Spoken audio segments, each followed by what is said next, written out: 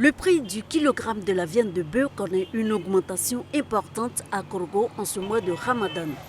Le kilo de viande initialement vendu à 1500 francs vaut actuellement 2000 francs voire 2200. Le kilo de la viande sans os, lui, est à 2600 francs. Si tu viens au marché avec 5000, que tu dois acheter le kilo de viande à 2600, qu'est-ce que tu vas acheter encore pour manger pour la famille? On en souffre. À Korogo, on a tendance à dire que la viande est moins chère. Par contre, ici, là, c'est devenu comme à Abidjan. Le kilo de viande, 2000.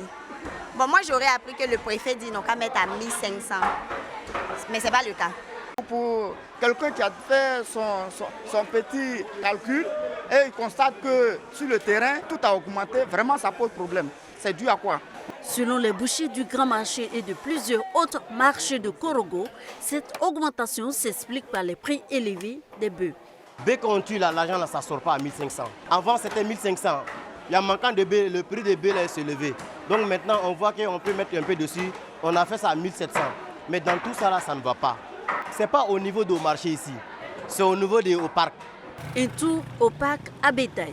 Ici, responsable de bouchers, éleveurs et vendeurs de bétail explique l'augmentation du kilogramme de viande par les coûts élevés de production et les attaques djihadistes. Ces dernières empêchent les commerçants de bétail de s'approvisionner dans les pays limitrophes. Conséquence, tout le pays s'approvisionne à Korogo, Boundiali et Tengrela. À cela, il faut ajouter la Covid-19 qui limite également les déplacements.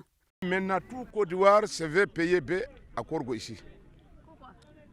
Bon, la baie Niger, baie Burkina, baie Mali, il n'y en a pas venu comme avant. Donc il y a un commerçant qui va lever 20 millions, aller payer la baie là-bas. Quand c'est attaqué lui là-bas, est-ce que demain ça va? Qui va l'attaquer? Mais Diadis, à quoi Diadis là? Tout le monde se perd. Toi, tu es l'éleveur, on dit qu'il n'y a pas de prix. Comment tu vas faire? Tu vas chercher quelqu'un, tu vas aller au loin, tu vas aller devant, où il y a le prix, c'est là-bas que tu vas voir tomber. Même le gens, ils ont pris que le B, kilo, c'est 1500, donc tout le B là, ça ne vient plus ici. Même moi, même si le B que tu vois là, je vais chercher ça, aller à Boaké. À Abidjan, Boaké, c'est là-bas on va avoir nos B maintenant. Les autorités administratives ont vite pris la mesure de la situation en interpellant les bouchers.